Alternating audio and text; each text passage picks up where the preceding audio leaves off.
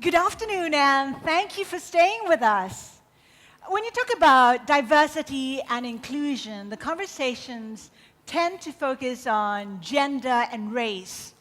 But increasingly, you have to go beyond that. You have to include disability. People with disabilities find themselves facing a lot of challenges, a lot of obstacles, and they run the risk of being disadvantaged every day globally. Now, before we start the conversation, and I'm really excited to have our panelists today, I just want to do two poll questions back to back just to get a sense of how much we know about disabilities. If we can flash the first poll question, please. How many disabled people are there in the world? 1 in 700, 1 in 70, or 1 in 7? If we could have some sense of where we are right now. Okay, 1 in 70, some say 1 in 7, the least is 1 in 700. You're not bad. And question number 2, at what age do most people acquire the disability? At birth, youth, 15 to 24, working ages 18 to 64. I would think. What's the sense there? If we have your answers, at birth. Okay, this is where you go wrong. If we take a look at the global population, we have about 7.7 billion. 1 in 7 are disabled.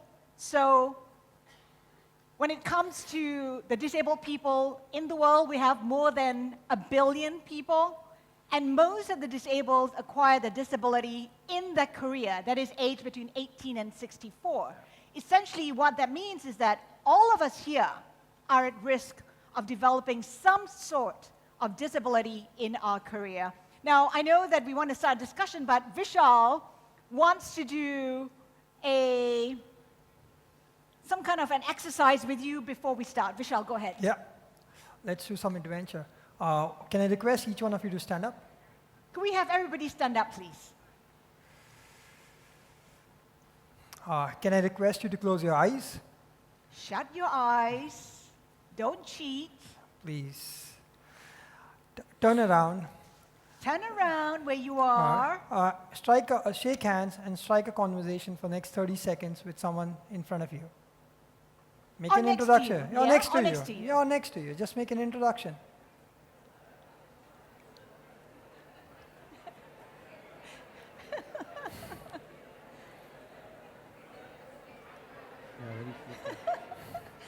Keep your eyes shut. Don't cheat.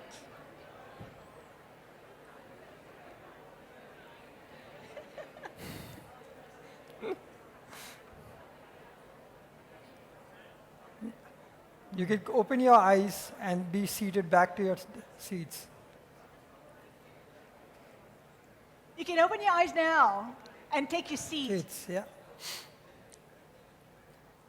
How did you guys feel? Did you stumble in finding someone else's hand? Did you guys have to guess from someone else's tone and voice, the gender, their ethnicity, and the person's looks, and you had to imagine how the other person looks? But that's my day-to-day life. That's the life that most sight-impaired people live. That's the life, in some sort, any one of us can be held in a moment, because each moment has the power to change your life. At the age of 17, my life changed. So think about it.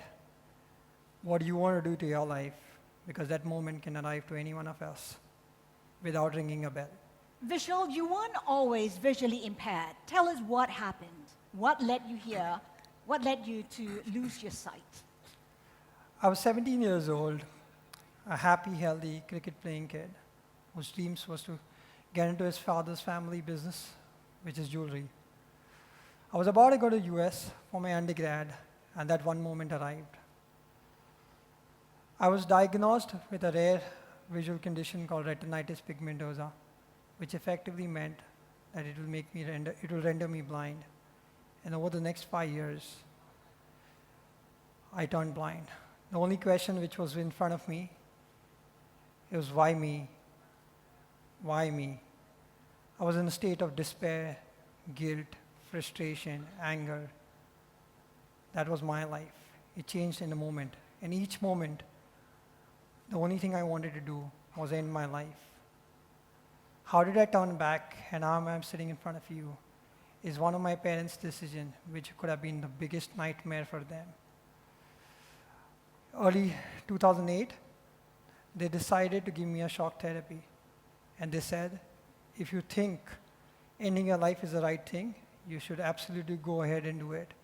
With their hearts beating hard, they gave me the permission. For the next 6 weeks, I tried various modes to end my life, but unfortunately I failed.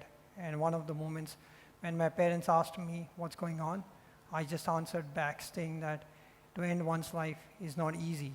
And that's when my parents jumped in to give me my 2 principles which form the bedrock of my existence. And that's relatable to each one of us here.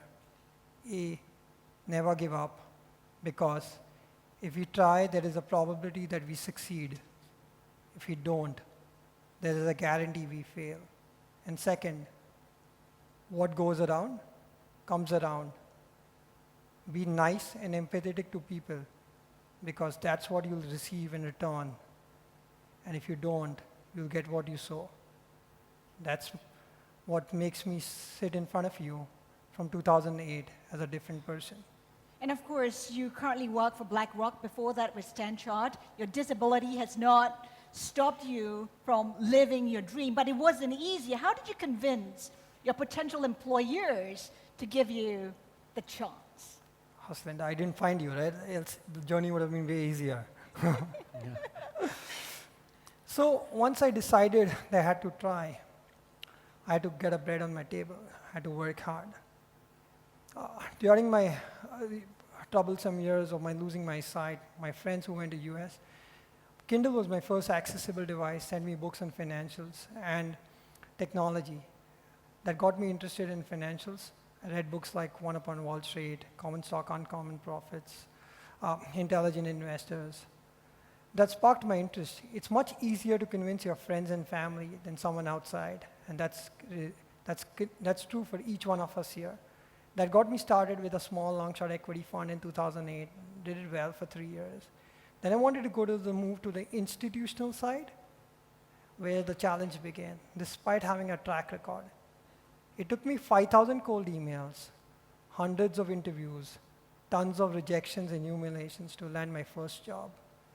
And again, when I wanted to move back to investing from trading to BlackRock, it wasn't an easy job.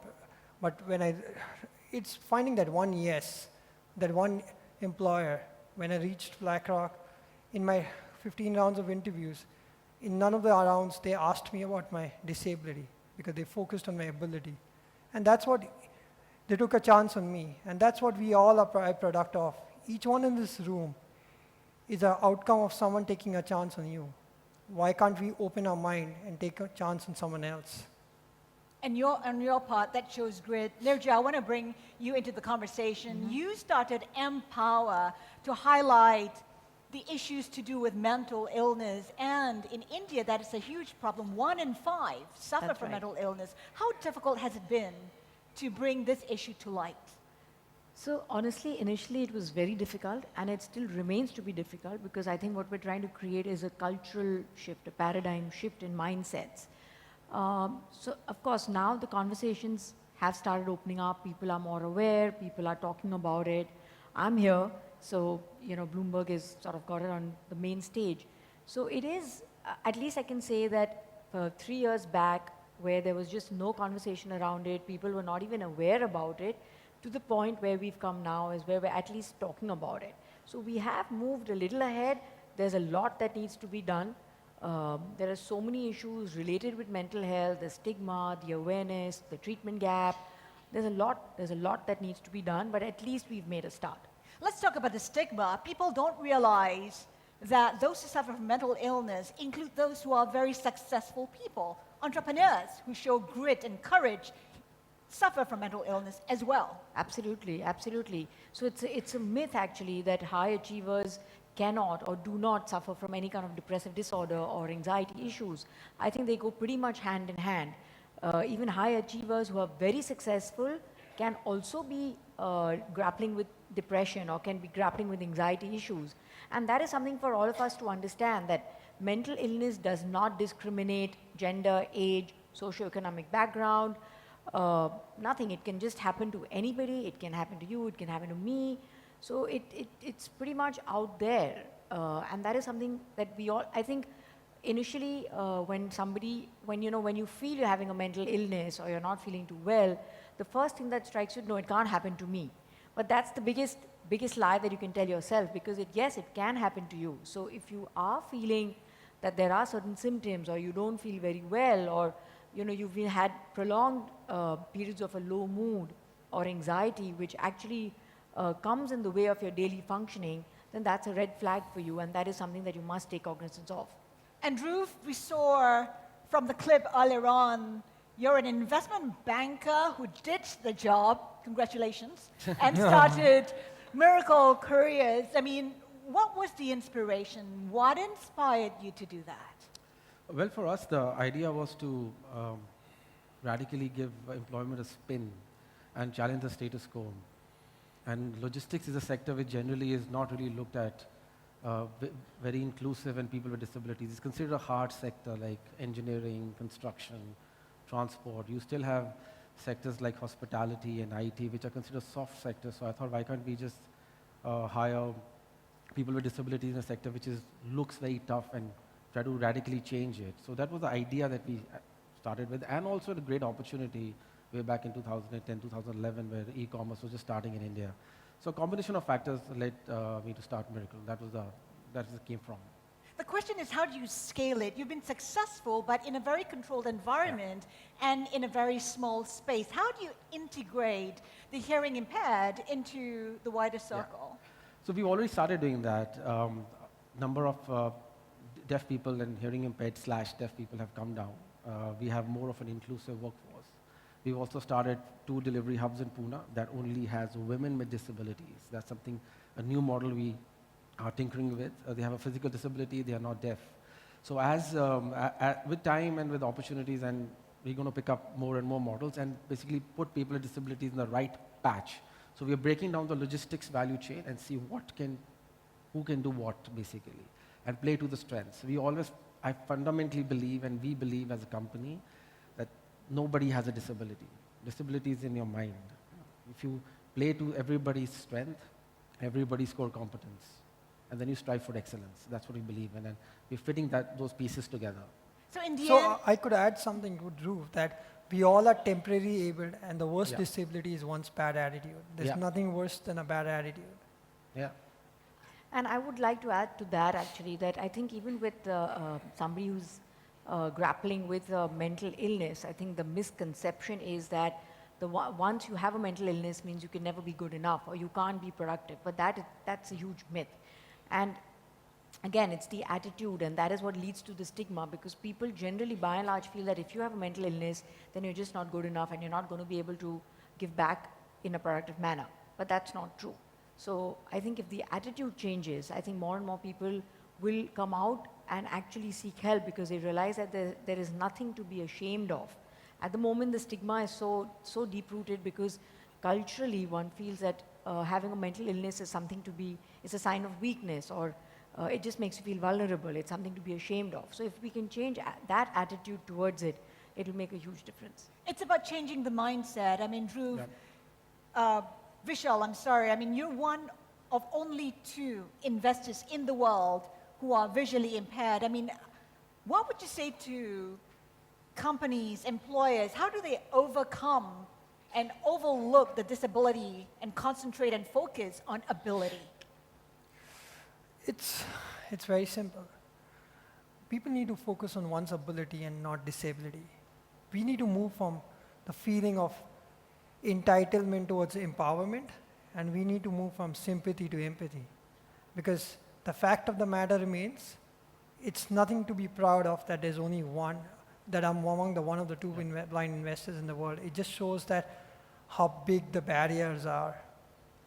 It's our responsibility here to have an open-minded attitude, to say that we are a byproduct of giving people the chances. Like BlackRock gave me a chance, Standard Chartered gave me a chance, someone else gave you a chance.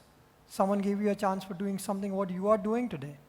We need to ensure that we're giving people equal opportunities.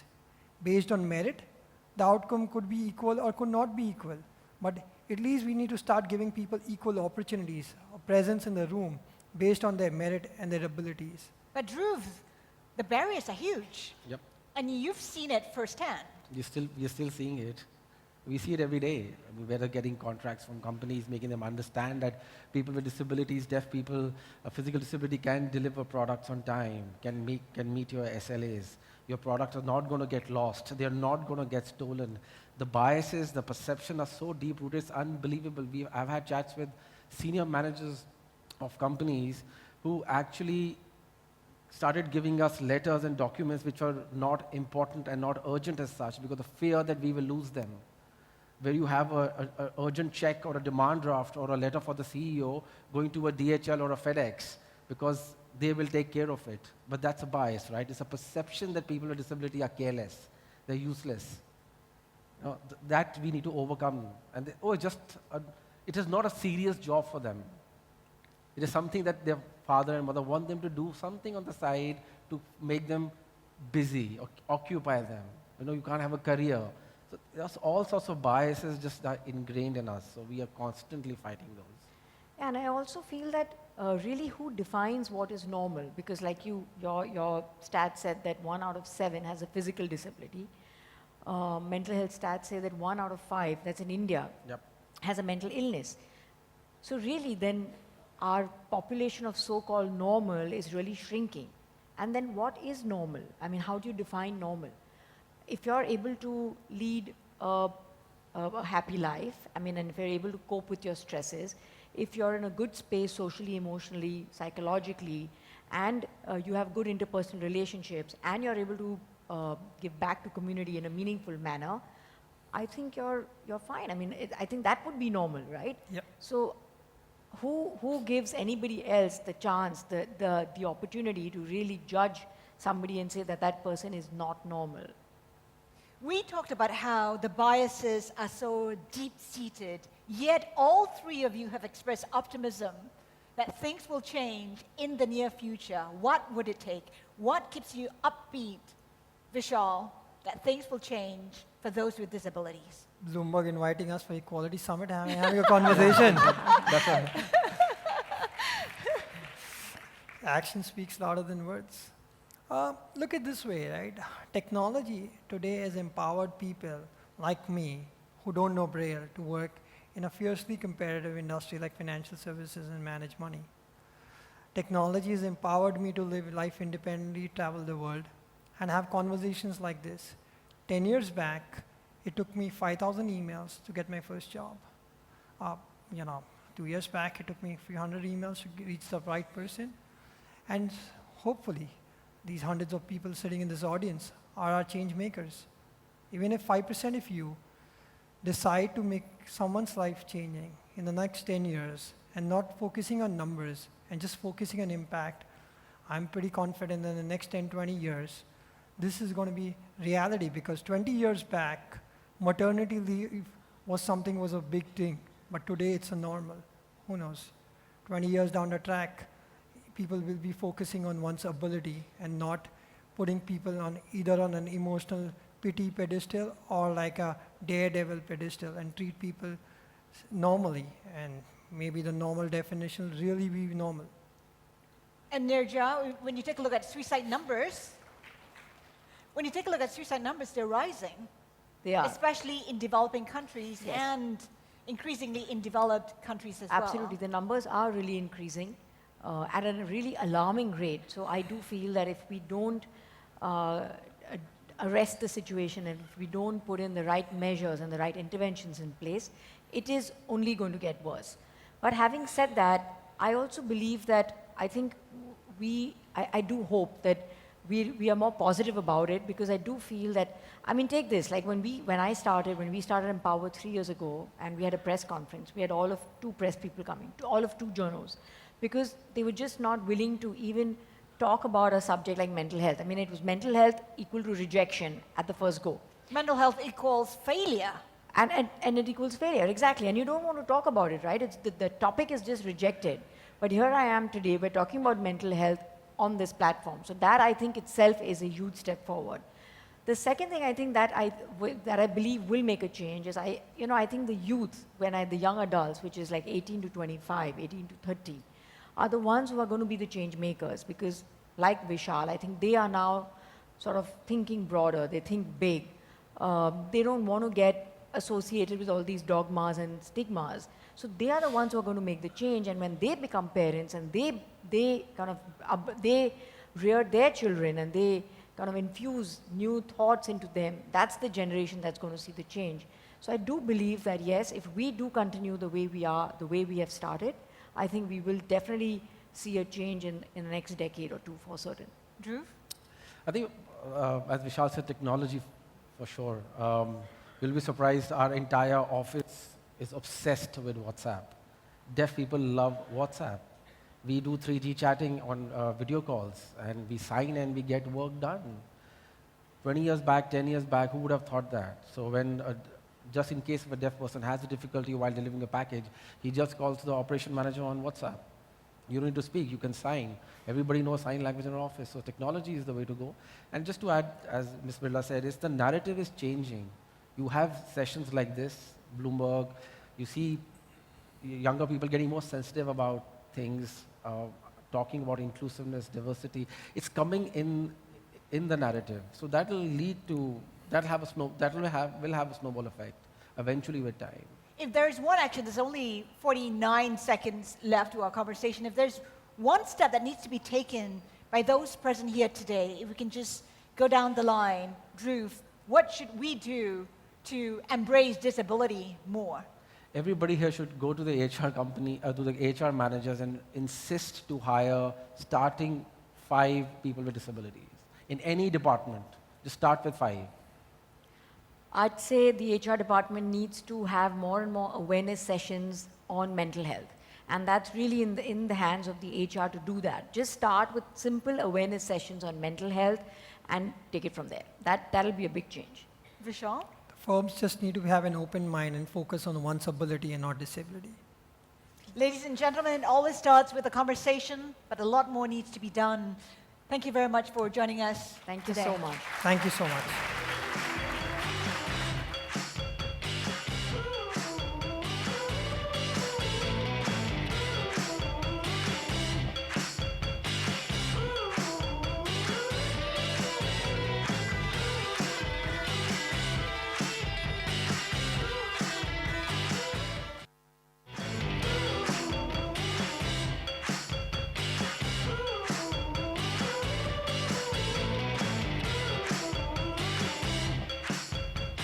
Please welcome to the stage Milind Deora, former Union Minister of State and Member of Parliament, Government of India, and Chavi Rajawat, Sarpanch, Village Soda, Rajasthan, and Bloomberg's Nisid Hajari. Pardon me, come again? I'll show you.